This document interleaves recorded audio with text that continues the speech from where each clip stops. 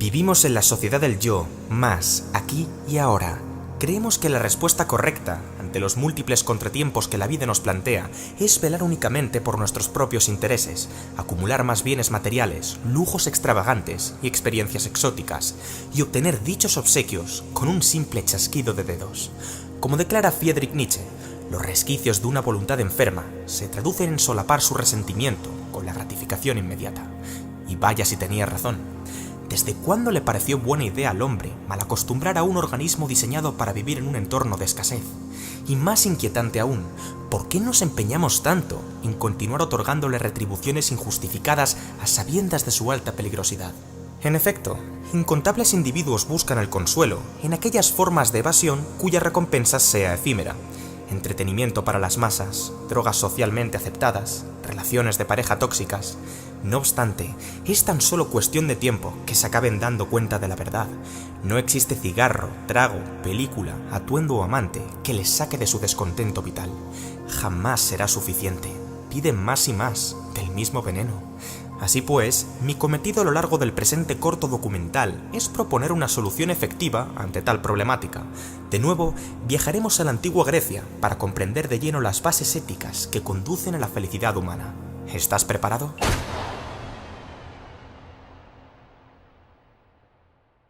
Imagina que te encuentras en un exuberante vergel repleto de jugosas frutas y verduras.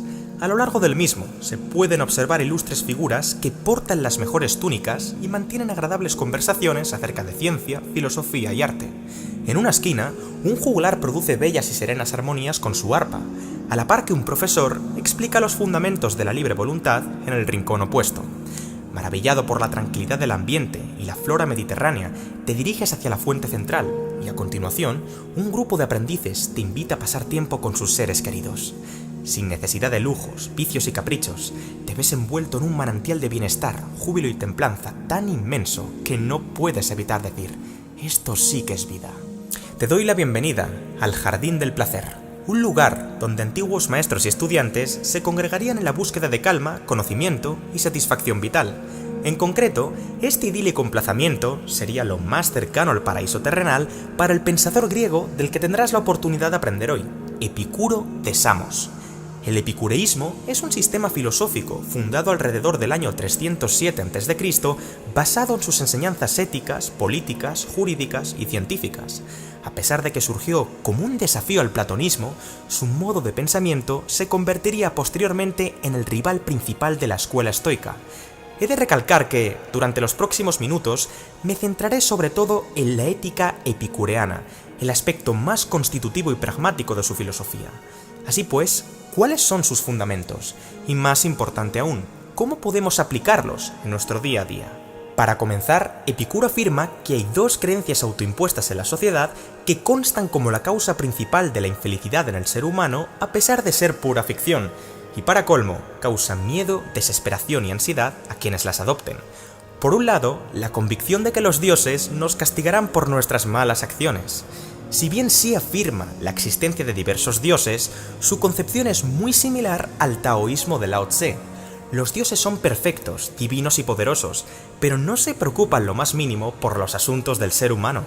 En consecuencia, no debemos temer ninguno de sus castigos, ni mucho menos dedicar incontables horas a rituales de adoración y súplica. Por otro lado, la convicción de que hemos de temer a la muerte, pero esta tampoco posee sentido práctico. La muerte es insignificante.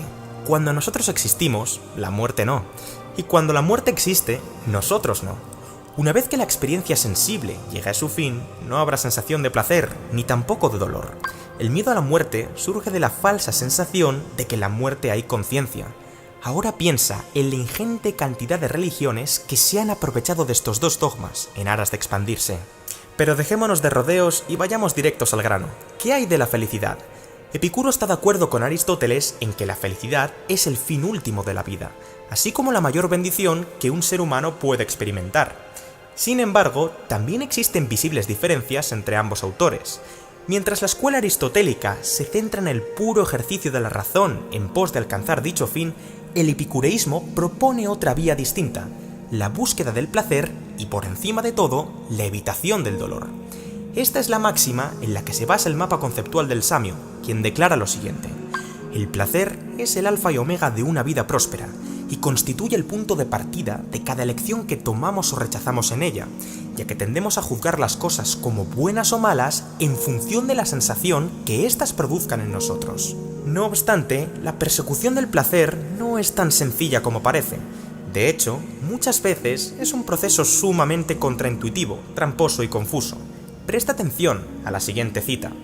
Cuando decimos que el placer es el fin y objetivo último del hombre, no nos referimos a los derroches del pródigo, ni a la complacencia de la sensualidad, como algunos detractores exponen de forma ignorante, prejuiciosa y tergiversada. Por placer se entiende la ausencia de dolor físico y de perturbación mental. Nada tiene que ver con una sucesión ininterrumpida de lujosas ceremonias, bulliciosos eventos, copiosas comidas, desenfrenadas borracheras o promiscuidad sexual. Más bien, el placer consiste en el uso del razonamiento sobrio, la búsqueda de los fundamentos de cada elección que tomamos o evitamos y el destierro de aquellas creencias que corrompen nuestra alma. Es por esto por lo que refugiarse en mantras propagandísticos como «sigue tu corazón», «haz lo que te haga sentir bien» o «rehuye del dolor» conduce inexorablemente al más puro calvario. La excusa de «hacer esto me gusta y por lo tanto debo seguir haciéndolo» no es más que una negación rotunda de los principios epicúreos de bienestar y virtud, pues que disfrutemos de algo no es sinónimo de que ese algo nos beneficie. Conforme avancemos en el discurso, descubrirás que es mucho más inteligente eludir el dolor por prudencia que buscar el placer por impaciencia. En aras de conocer en profundidad qué placeres han de ser perseguidos y cuáles no, el maestro establece una distinción entre dos tipos de placeres atendiendo a su origen. Mientras los placeres corporales involucran sensaciones agradables de nuestro cuerpo en un momento concreto, tales como la saciedad al término de una comida, el orgasmo en un encuentro sexual intenso o el confort de estar al aire libre tomando el sol, los placeres mentales recogen procesos cognitivos y estados emocionales que pueden ser producto de una experiencia pasada, como un recuerdo amargo de la infancia que provoca repulsión, o la alegría tras haber cumplido una meta, o una expectativa futura, como el miedo a la muerte o la ansiedad al saber que los dioses nos podrían castigar por nuestros errores. Epicuro considera los placeres mentales superiores a los corporales, pues persisten más allá del momento presente gracias a la memoria, en eventos pasados, y a la imaginación, en eventos futuros. Empero, esto no implica que todo placer corporal sea estrictamente pernicioso, sino que los mentales tienen más relevancia dentro del cómputo total. En otras palabras, en esta vida hay placeres corporales buenos, placeres corporales malos, placeres mentales buenos y placeres mentales malos. Por interpretaciones en su contrario, existen también dolores corporales y mentales tanto buenos como malos, lo cual nos lleva a una conclusión de suma importancia. Ni el placer es siempre deseable, ni el dolor es siempre repudiable. Así como no todo placer debe ser perseguido, no todo dolor debe ser evitado. En su lugar, el individuo epicúreo ha de llevar a cabo el denominado cálculo hedonista, un proceso mediante el cual emplea la sabiduría, el intelecto y la razón para proyectar el impacto de dichos placeres y dolores en el corto, medio y largo plazo. De este modo, uno maximizará su satisfacción neta como sujeto pensante, es decir, su felicidad. El pensador griego resume este proceso en la siguiente cita: «La paradoja que esconde el placer es fascinante. Es precisamente el hecho de que sea el objeto último de la existencia humana lo que nos incita a rechazarlo en ocasiones puntuales.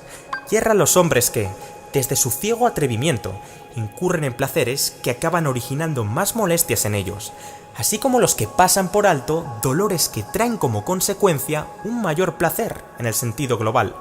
Por tanto, no todo placer debe ser elegido, ni todo dolor debe ser rechazado. La única forma de tomar la decisión correcta es fijarse los beneficios y las inconveniencias que estos emanan con especial precaución, pues no es extraño que el mal se disfrace de bien y el bien se disfrace de mal. A continuación, ilustraré este punto con unos cuantos ejemplos. La embriaguez es un placer corporal que ha de ser evitado a toda costa. Al proceder con el cálculo hedonista, podemos observar que el placer que proporciona el alcohol aumenta drásticamente a muy corto plazo. Cada consumo provoca que nos olvidemos de nuestros problemas, socialicemos con facilidad y disfrutemos del momento. Cabría pensar que se trata de un hábito deseable, pero esta conclusión no es más que un engaño. Todos somos conscientes de que sus efectos positivos son de carácter temporal, de que su intensidad se va reduciendo con cada nueva ingesta, y por si fuera poco, que el sufrimiento al no tomar es cada vez mayor. El resultado a medio y largo plazo es una satisfacción neta negativa. La bebida no es más que un deleite efímero, fugaz y nocivo, que traerá más dolor que placer. En contraposición, la soledad es un dolor mental que debería ser adoptado en justa moderación, siguiendo exactamente el mismo esquema de antes y suponiendo que sus dosis no sean extremas, el tiempo con uno mismo puede provocar bastante disconformidad en quienes no lo hayan ejercido de forma tan asidua, llegando incluso a disfrazarse de una sensación muy amarga. ¿Y qué sucede a medida que uno va encontrándose a sí mismo mediante la realización de sus ambiciones, proyectos y metas? Pues lo inevitable. El placer de concebirse dentro del camino correcto, sumado al creciente anhelo de conocimiento y la imperturbabilidad del estado de ánimo, engendrarán una cascada de gratas impresiones sensibles. Del mismo modo, existen dolores corporales favorables, como el cansancio durante una larga sesión de entrenamiento, así como placeres mentales favorables, como la ausencia de miedo ante la vida, dolores corporales desfavorables, como la aflicción que provoca una enfermedad crónica, o dolores mentales desfavorables, como la decepción tras no obedecer a nuestro intelecto y caer en la tentación. A fin de cuentas, es esta la razón por la que el filósofo coloca la sabiduría como la mayor de las virtudes. Es el juez imparcial que mide las cosas tales como son, el ojo que todo lo ve, el árbitro más justo que existe. Esa voz que nos susurra al oído, sería mejor que hicieras esto en lugar de aquello otro. De acuerdo, hay ocasiones en las que discernir qué hábitos son una fuente de bienestar y cuáles son un catalizador del malestar es bastante intuitivo, pero otras no. Es conveniente acudir a uno de los escritos de Epicuro para encontrar otras pistas más allá de un simple descuento del binomio placer-dolor, la carta a Meneceo. Si te das cuenta, los placeres y dolores que uno ha de buscar poseen dos rasgos fundamentales. Atendiendo a la continuidad de su estancia, un placer puede ser cinético o catastemático. Los placeres cinéticos o dinámicos implican la persecución ininterrumpida de un deseo. Verbigracia, comer al sentir hambre, fumar al sentir mono o mantener relaciones sexuales al sentir excitación. El problema que albergan este tipo de placeres es que, a menos que sean estrictamente necesarios, nos convierten en esclavos. Hay que estar constantemente detrás de ellos para poder percibirlos una y otra vez. Es tan solo cuestión de tiempo que nos acaben atrapando en un círculo vicioso del que es cada vez más difícil liberarse. Por el contrario, los placeres catastemáticos o estáticos no vienen ni van. Su volatilidad es mucho más reducida. Simplemente están presentes o ausentes. Verbigracia, la realización profesional, la gratitud vital, la tranquilidad del alma o la ausencia de temor metafísico. Siguiendo al filósofo cirenaico Aristipo, Epicuro llegó a la conclusión de que el bienestar ulterior se alcanza en la modestia, la serenidad y la sostenibilidad del ánimo. Es por esto por lo que los placeres que el hombre ha de adoptar deben ser únicamente catastemáticos, es decir, permanentes e inamovibles. Conectando este punto con el anterior, el pensador de Samos describe el estado corporal óptimo como aponia, es decir, la ausencia absoluta de dolores físicos, y al estado mental óptimo como ataraxia, es decir, la ausencia absoluta de perturbaciones mentales. La combinación de estos dos placeres, aponia y ataraxia, constituye la felicidad humana en su máxima expresión. El maestro nos deleita con esta joya. Dado que estar libres del dolor y el miedo es el fin más noble que uno puede alcanzar, hemos de rehusarnos a realizar todo acto de carácter cinético. El que es independiente de lo externo y busca la felicidad en las pequeñas cosas de la vida jamás será decepcionado. De lo contrario, si uno va en busca de lo instantáneo y efímero, se inquietará cuando no lo tenga, se frustrará tan pronto como lo pierda y necesitará cada vez más de la misma sustancia para sentirse igualmente satisfecho. Nada es suficiente para el que suficiente es demasiado pequeño. Nótese que dicho estado físico y mental no consiste en experimentar placer eterno, alegría perpetua o gozo incesante, sino más bien en evitar el polo opuesto, el dolor. protegerse contra la aflicción corporal y la tortura mental es la mejor estrategia a largo plazo. Qué bella ironía que, en pos de optimizar nuestra satisfacción neta agregada, debamos situar el foco en no incurrir en aquellas acciones que la minimizan en vez de apresurarnos hacia ciertos placeres sin cesar. ¿Te suena esto de algo? En efecto, es una descripción casi calcada del concepto budista de nirvana: buscar la paz interior evitando las fluctuaciones emocionales bruscas y los deseos impuros. Y hablando de deseos, es menester asimilar que todo placer proviene de un deseo. Puesto en palabras más llanas, si el placer es el acto, el deseo es la potencia. En última instancia, nuestros anhelos constan como el nutrimento, el combustible, el carburante de lo que nos resulta atractivo y lo que no. He aquí el gran secreto del epicureísmo. Si uno aprende a dominar lo que desea, sabrá hacerse responsable de lo que disfruta y lo que detesta. Ahora bien, ¿es esto posible? Si bien el maestro no especifica cómo controlar nuestras pulsiones, su pensamiento es de gran ayuda en tanto en cuanto nos permite gestionar eficientemente nuestra operativa. En este sentido, el sabio de Samos identifica 3 tipos de deseos: antinaturales, naturales prescindibles y naturales imprescindibles. Con respecto a los deseos naturales, tales como la fama, el poder o la riqueza, el filósofo muestra un rechazo absoluto, puesto que retroalimentan la vanidad, el egocentrismo y la frustración, y son demasiado difíciles de lograr, mantener y gozar para que merezca la pena ir en su busca y captura. Más tarde, el pensador incide en los deseos naturales prescindibles, tales como la libido, la gula o el acomodamiento, describiéndolos como impostores disfrazados de necesidades básicas. En efecto, el sexo, la comida y el descanso son necesarios, pero ¿quiere decir esto que su uso ilimitado e irresponsable no acarree nefastas consecuencias? En absoluto. Por último, Epicuro coloca los deseos naturales imprescindibles, tales como el hambre, la amistad, el conocimiento o la libertad, como impulsos puros, virtuosos y beneficiosos para alcanzar la felicidad. En concreto, todo placer natural ha de cumplir una de estas 3 funcionalidades. Es necesario para la supervivencia, evita un sufrimiento mayor o contribuye al bienestar en el largo plazo. Por ejemplo, el deseo de beber agua satisface las 2 primeras condiciones, mientras que el de liberarse de la ansiedad las 2 últimas. En definitiva, los placeres antinaturales deben ser eliminados, los placeres naturales prescindibles limitados y los naturales imprescindibles adquiridos.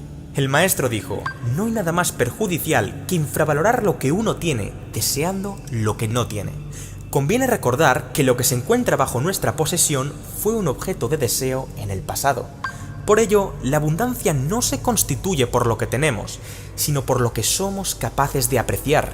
Si quieren hacer feliz a un hombre, no añadan más a sus pertenencias y vivencias, más bien incítenlo a desear menos y mejor. Me gustaría finalizar este corto documental con una pequeña reflexión. ¿Qué sucedería si aplicáramos los principios epicúreos al tiempo presente? Parece mentira que, incluso con todas las herramientas y facultades que se encuentran a nuestra disposición, haya cientos de personas que pican sin cesar en las mismas trampas. Por supuesto, el que desconoce si un acto concreto es bueno o malo para su bienestar, o directamente no muestra un ápice de interés por este tipo de cuestiones, está condenado a una crudeza sin precedentes. Pero el hecho de saber si algo es bueno o malo para nosotros tampoco es un perfecto salvavidas de la felicidad humana. Para que veas a lo que me refiero, piensa en lo siguiente: ¿cuántas personas fuman a pesar de que saben que es malo para su salud, llegando incluso a leerse manuales enteros al respecto y a odiar profundamente su faceta como fumador?